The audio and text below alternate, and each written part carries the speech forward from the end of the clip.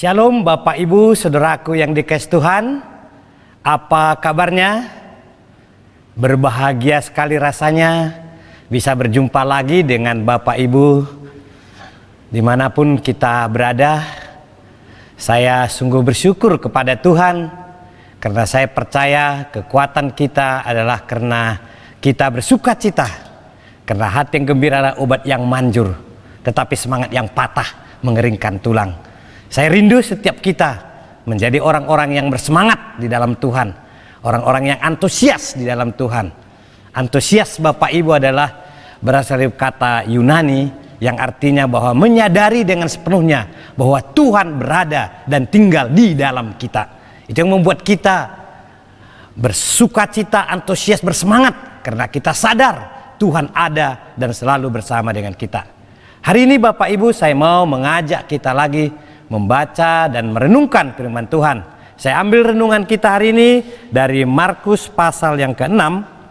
Injil Markus pasal yang ke-6 ayatnya yang ke-30 sampai 34. Saya akan bacakan bagi kita. Kemudian rasul-rasul itu kembali berkumpul dengan Yesus dan memberitahukan kepadanya semua yang mereka kerjakan dan ajarkan. Lalu ia berkata kepada mereka, marilah ke tempat sunyi.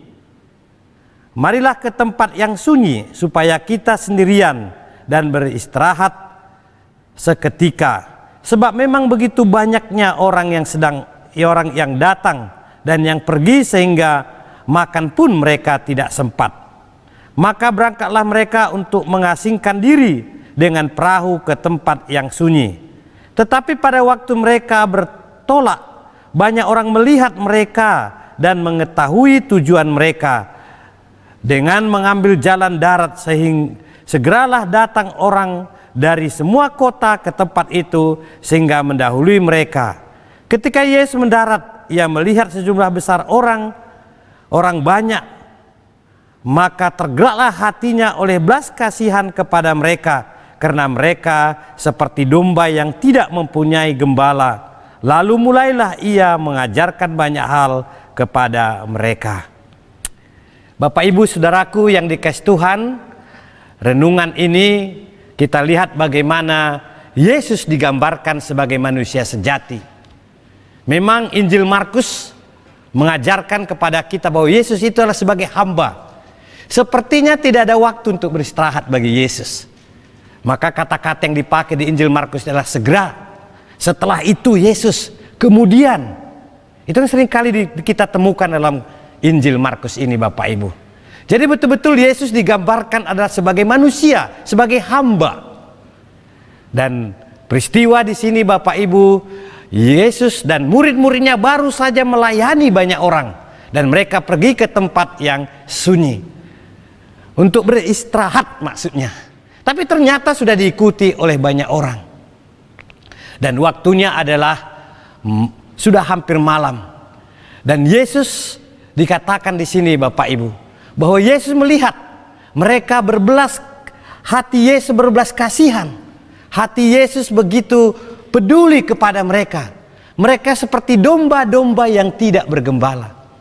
Itulah sebabnya Yesus bertanya kepada murid-murid itu, berilah, dan berkata kepada murid itu, berilah mereka makan. Tapi Yesus mengetahui sebenarnya apa yang akan dia kerjakan. Tapi dia mau mengajar kepada murid-murid itu. Apakah murid-murid ini memiliki hati yang berbelas kasihan? Apakah murid-murid ini memiliki hati yang peduli kepada orang banyak itu? Karena mereka seperti domba yang tidak bergembala. Kemudian Yesus bertanya kepada mereka, apa yang ada padamu?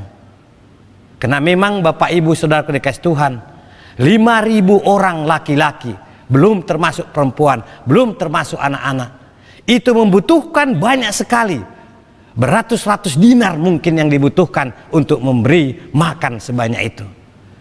Murid-murid itu Bapak Ibu, mereka memakai pikiran logis mereka. Dari mana akan dapatkan makanan sebanyak itu? Bagaimana memberi makan 5.000 orang ini? Murid-murid berpikir logis Bapak Ibu. Mereka seperti kehilangan kesadaran bahwa ada Tuhan Yesus bersama dengan mereka. Ada Tuhan Yesus adalah sumber segala mujizat, sumber segala pertolongan. Mereka lupa, mereka pakai pikiran logis mereka, Bapak Ibu Saudaraku yang dikasihi Tuhan Yesus Kristus. Dan Yesus bertanya kepada mereka, apa yang ada padamu? Dan ternyata ada seorang anak kecil menyediakan 5 roti dan 2 ikan. Dan Tuhan Yesus mengucap syukur dan memberi makan 5.000 orang. Dan luar biasa Bapak Ibu, sisa 12 bakul. Ini luar biasa sekali. Karena dimulai dari hati yang berbelas kasihan dari Tuhan Yesus. Dan Yesus mengajarkan kepada murid-murid itu hati yang peduli, hati yang berbelas kasihan. Saudaraku yang dikasihi Tuhan Yesus Kristus, renungan ini mengajar saudara dan saya.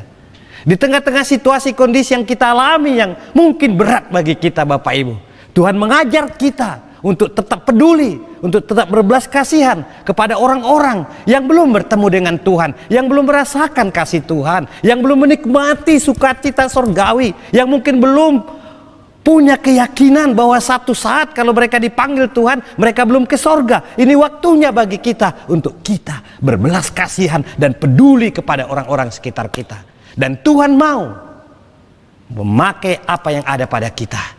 Saya percaya kita punya Bapak Ibu apa yang ada pada kita. Hati yang berbelas kasihan, hikmat yang kita terima dari Tuhan. Mungkin juga barang-barang elektronik yang ada di tangan kita. Itu kita bisa pakai Bapak Ibu untuk menyatakan kasih kita, kepedulian kita kepada orang lain. Pakailah, misalnya ada HP di tangan kita, kita pakai itu sarana untuk kita bisa menjadi berkat bagi orang lain. Saudaraku dikasihi Tuhan, Yesus mengajar murid-murid untuk memiliki hati yang berbelas kasihan. Kita percaya Bapak Ibu, melalui apa yang kita lakukan melalui pemimpin kita, ada GKKD peduli, dan itu akan diberkati oleh Tuhan. Mari terus Bapak Ibu memiliki hati yang berbelas kasihan seperti yang diajarkan Tuhan Yesus kepada murid-murid dan juga kepada kita semua yang ada, yang mendengar renungan ini. Tuhan memberkati saudara dan saya. Shalom.